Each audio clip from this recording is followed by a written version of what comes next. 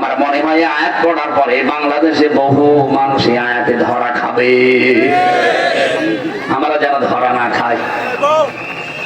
কিয়ামতের কথা বলছিলাম আপনার সামনে।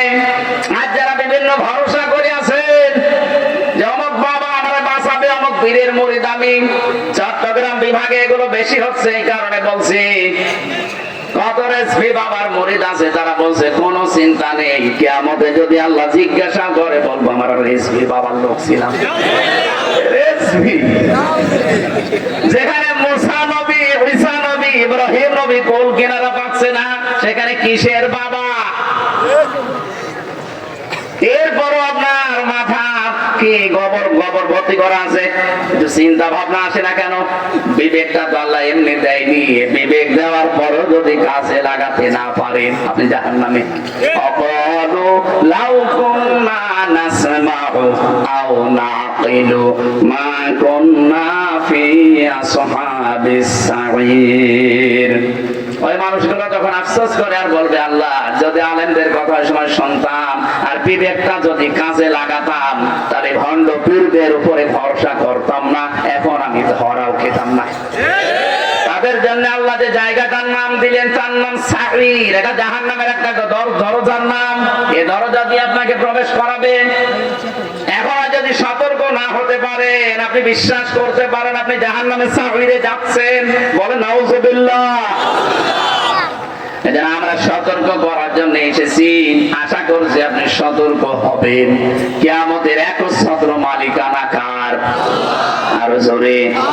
এজন্য কারো উপরে ভরসা করা, বলেন নিজের যতটুকু আমল আখলাক আছে, কাজ কারবার আছে, ওইটার উপরে ভরসা করে যান।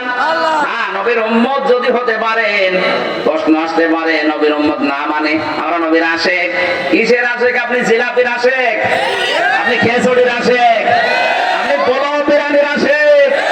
রাসূলের আশেক ছিল হযরতে তালহা, নিজের জীবন পর্যন্ত দিয়েছে, 80টা তীর খেয়েছে, তারপরও নবী পর্যন্ত আঘাত আসতে দেয়নি।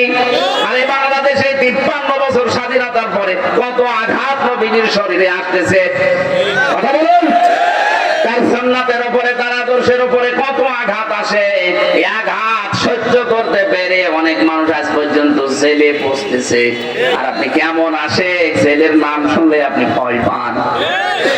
আশেকের রাসূল তো ওদের মানায় যারা সাথে রাসূল, রাসূলের দুশমনদেরকে যারা হত্যা করে বছরের পরে বছর কারাগারে আছে, তাদেরকে আশেকের রাসূল বললে মানায়। আপনি জিলাপি না দিলে, খেজুরে না দিলে মিলাদ পর্যন্ত পড়েন না।